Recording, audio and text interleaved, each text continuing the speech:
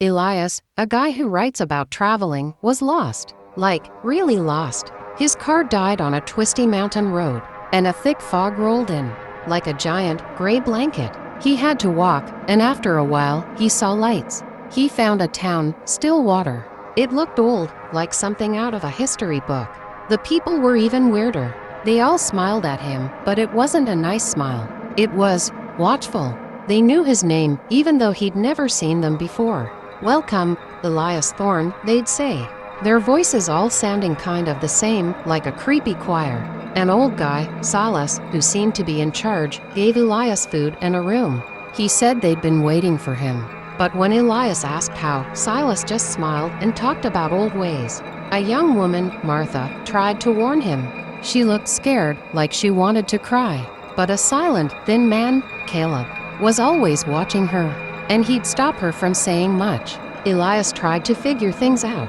He found old books in the town's library, filled with strange stories about rituals and a thorn who had to be there.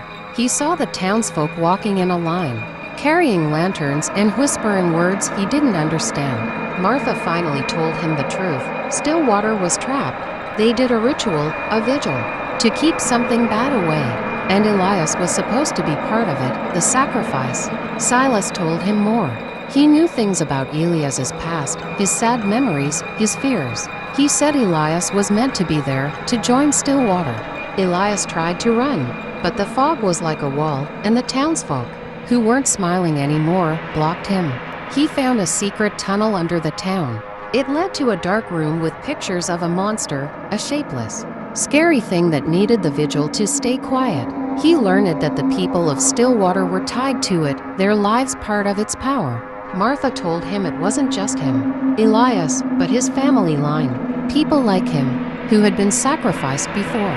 Silas showed him a vision of the monster, a thing that fed on fear. Elias knew he had to fight, even if there was no way out. The vigil started. The townsfolk gathered, their voices getting louder and creepier. Elias fought Silas, trying to find a way to stop it. The townsfolk, now strong and angry, chased him. Martha helped him, showing him a way to hurt the monster. He had to break the monster's link to the town. He fought it, a dark, terrible thing that tried to pull him into its darkness. Martha, at the end, did something brave, something that gave Elias a chance. The monster got weak, and the fog around Stillwater faded. Elias ran, leaving the town behind. It started to disappear, like it was never there. He was changed. The forest was no longer just trees, but a place filled with the whispers of the vigil. A place where the old ways still held power. He knew, deep down, that some places were never meant to be found.